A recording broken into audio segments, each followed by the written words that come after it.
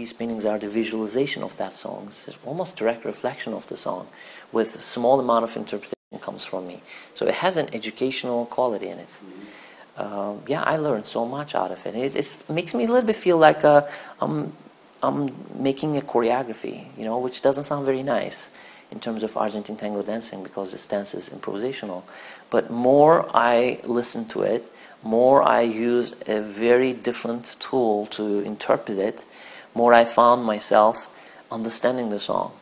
So most of the times we tell our students to listen to the music more and more, which we have about 200 tango songs that we always play to dance, not really 800, not 5,000, which makes it so much easier that if we know those 200 famous tango songs, then we'll be able to dance comfortably. So yes, I do recommend our students to listen to music in their car, and in their kitchen, or before they go to sleep, in their bed.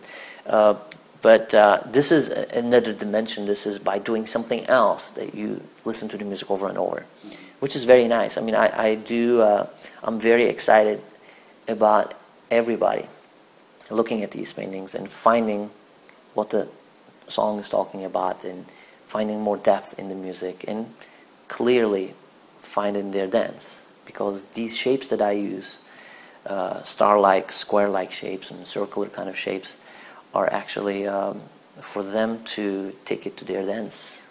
What would you do if you saw a big box in a painting? Would you feel like doing soft, beautiful turns, or would you be like more square and more linear, more square-like walking, and more maybe you can feel the rhythmical aspect of the music there more powerful with you, right? So it's kind of like the shapes and colors are helping you to actually decide the selection of your steps in the dance. And it seems like there was a visual connection there, that you were connecting with the painting, that actually helped you to dance better.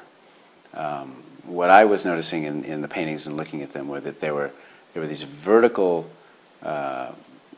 connections.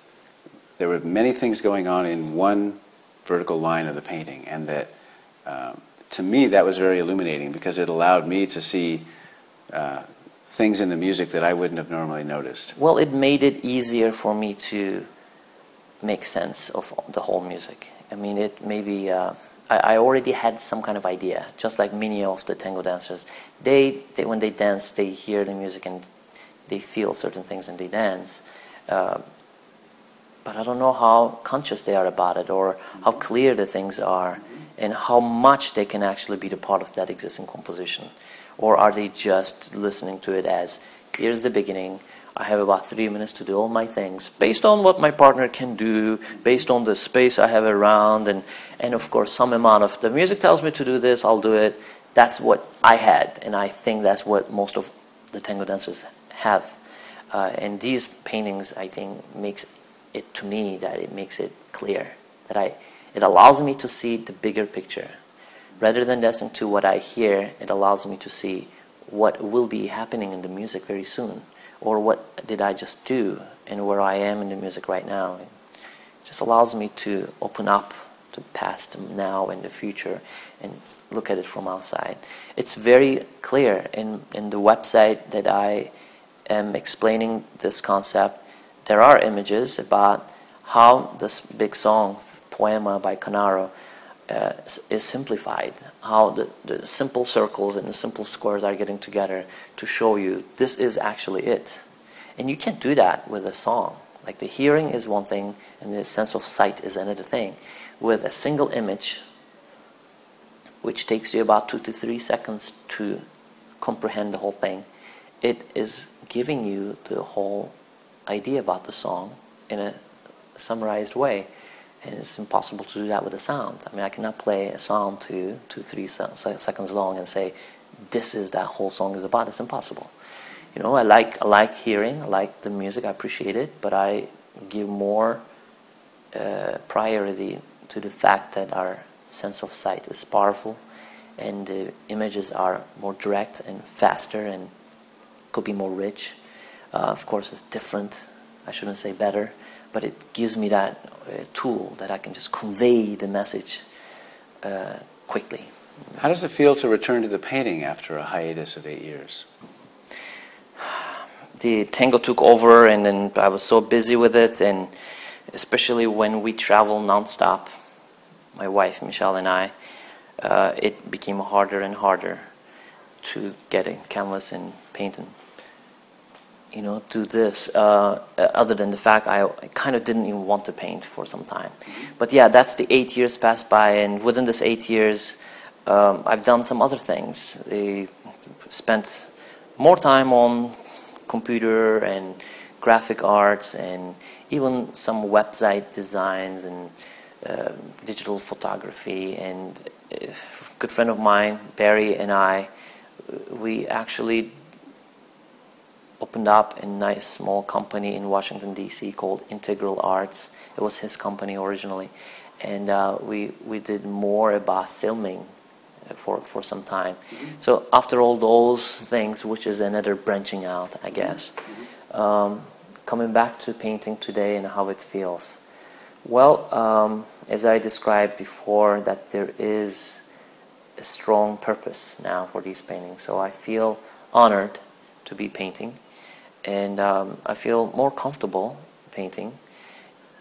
Yet I don't have the same freedom that I used to have, because I'm following certain composition already exists in the music. But it feels good. I mean, it was a very quick thing.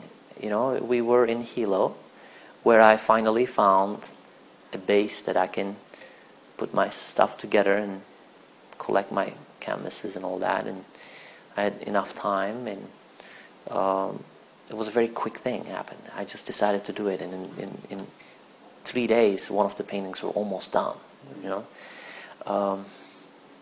But again, these are all coming from the lecture that we've been doing. We travel and teach workshops, and some of these workshops are about musicality, and I've been working on my lecture, which has the video projection, and I was showing some of my animations and some of the graphics I've done before. So these paintings came as the natural result of that work. So it had to happen. I mean, I came to a place, I said, okay, these small graphics, these small JPEGs, these little pictures I show people, it does the job, but I need to be more accurate. I need to bring more detail, and I need to bring this concept to the advanced dancers, like how many things actually exist there in that split second that you can actually hear and acknowledge. So painting was the best thing to do, which 8 years is long enough for you to almost forget the fact that you were an artist before. So there was a moment of maybe I should just look for a friend who was an artist who could actually I can introduce the idea and he can do paintings. And I said, why don't I do this? Yeah, maybe I should do this. So in these paintings, as I said, it came out in a very short time.